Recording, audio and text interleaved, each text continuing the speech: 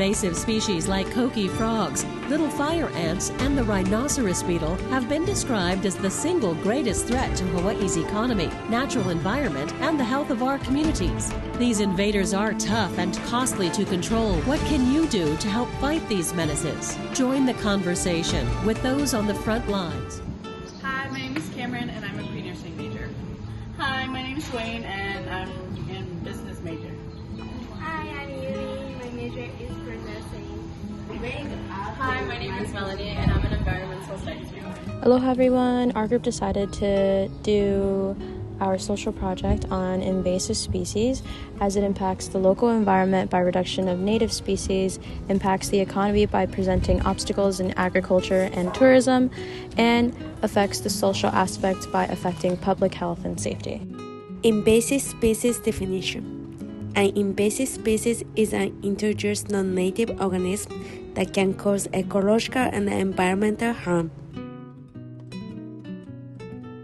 The 5 major approaches into our plans of change and plans of action. So for our first one, our plan of action solution addresses the social, environment, and economic sustainability and the United Nations 17 SDGs by strengthening biodiversity and early detection systems, which focuses on the prevention and control of invasive species. Plan of action is solutions to incorporate IP. We'll be creating a statewide interprofessional task force. This task force will function as a collaborative body from various sectors, which will help educate, manage, and implement policies that will mitigate and spread the impact of invasive land species. Our plan of action will incorporate a system theory throughout an implementation of a multi-level invasive management system, both at the micro, meso, and macro level, to ensure comprehensive and sustainable strategies.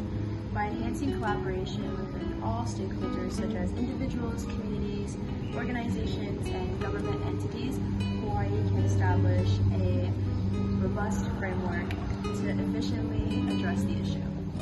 For number 4, our plan of action solution on a micro, meso, and macro level will be, on the micro level, we will be educating individuals, farmers, and businesses to prevent the spread of invasive species. On the meso level, we will be strengthening partnerships and collaborations with communities and industries and institutions. And on the macro level, we will be enhancing government regulations, funding, and long-term sustainability. For number 5, our plan of action solution from an ecological perspective will be an ecosystem-based community management for invasive species, which promotes sustainability, environmental conservation, community participation, and policy integration. The Hawaiian Islands are the global hotspot of non-native species richness, most pronounced being the introduced and invasive. According to the National Institute of Health, a study shows that out of 43% of all endangered U.S. flora occur in Hawaii, invasive plants like strawberry guava and buffalo grass have taken over Hawaiian native forests, pushing out native plants. This changes entire ecosystem and massive wastewater distribution, which can cause massive wildfires, just like the Maui wildfire of 2023. The Hawaiian fauna is also being affected. An example can be how the honey creepers, an essential ecological niche responsible for pollination and seed dispersal, is facing declining numbers due to invasive species such as rats and mongooses being direct predators and invasive mosquitoes spreading avian malaria on a mass scale. According to the Nature Conservatory, studies show that today only 17 honey creepers remain and 11 are endangered. With climate change on the rise, these mosquitoes now have a wider range due to rising temperatures, making this an urgent threat. Just one bite can kill one single honey creeper. From an economical perspective, we'll be talking about the coffee bearer borer beetle. These beetles resemble a coffee bean, which allows them to blend into the coffee bean plants. They're extremely small in size, which also makes them impossible to find in the plants. According to the University of Hawaii, College of Tropical Agriculture and Human Resilience, the coffee bearer borer beetle is native to Central Africa, and their life cycle inside the host plants makes it extremely hard to get rid of them. These beetles live their whole lives inside the coffee plant. Their lifespan is usually around 5 to 6 months, but these bugs reproduce inside the coffee plant itself. They eat away at the coffee plant slowly and completely destroy the coffee beans before they can be harvested by farmers. The effect these beetles have on coffee plants is detrimental to those trying to harvest the beans.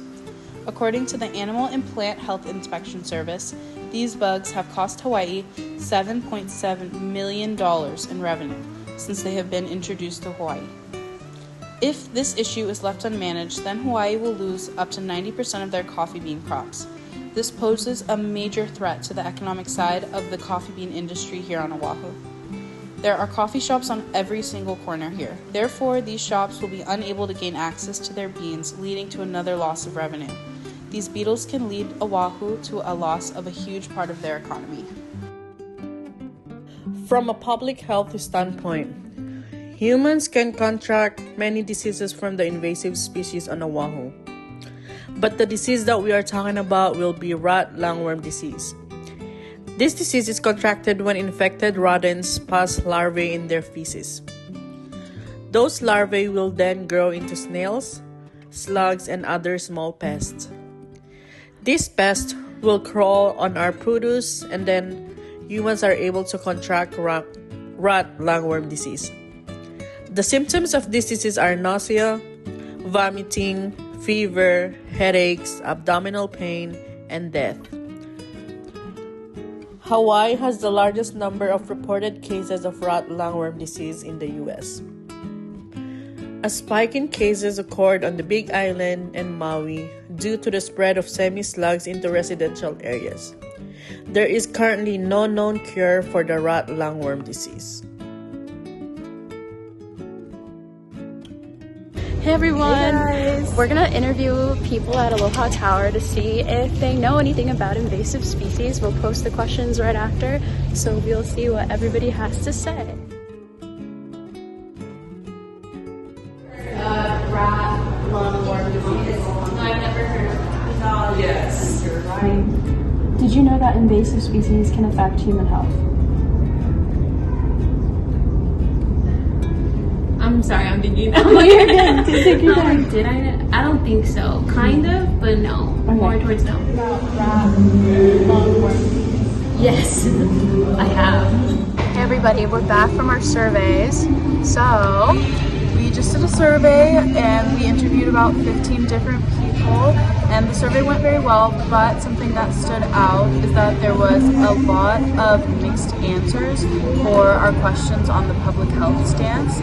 So we asked questions about if people knew how invasive species affected humans, and when we asked that question, people did know that invasive species can affect humans, but a lot of people didn't exactly know how, which was just very interesting because the impacts that invasive species can have on humans are very, very large and can result in death. yeah, so actually 13 people responded that they didn't know how it could be impactful to humans, but not only on a public health standpoint, but also on a cultural standpoint. There's a lot of Native people, Native Hawaiians who live here and who feel culturally tied to their fauna and flora. So it's really important to continue this cultural enhancement, but it can also impact economically and also their local environments and their backyard. But yeah, we had some interesting observations. One thing that we did notice was that when we asked if we think that there's a lot being done for the control of invasive species, all 15 people responded no, but it seems like people don't really know what's happening to get this under control. So yeah, it was very interesting. We interviewed a mix of students and tourists, so we'll have more to say when it comes to our agency that we partnered with. Everyone, today our group is going to be volunteering with Malama Mauna Lua, and their main focus is to remove invasive species from the Mauna Lua Bay. Group here, and we're excited to bring you along. Government agency, we decided to select Melany Mauna Lua, a small nonprofit based out of the east side of Oahu. Melany Mauna Lua is committed to restoring and conserving Mauna Lua Bay throughout community Kuleana, which is responsibility. The implementation strategies is to remove and prevent the growth of invasive alien algae throughout Pico Beach, and the goal is to clear harmful algae to restore marine habitat with health of native seagrass, algae, and coral.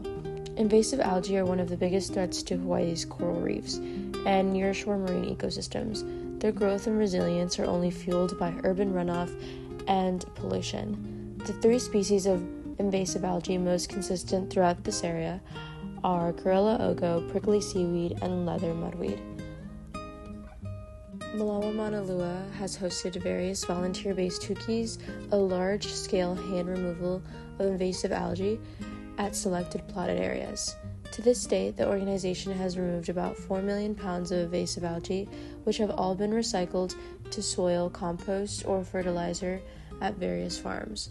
Our group decided to participate in this community-based activity on April 5th of 2025, in which over 70 volunteers were attended, and over 1,200 pounds of invasive algae were removed.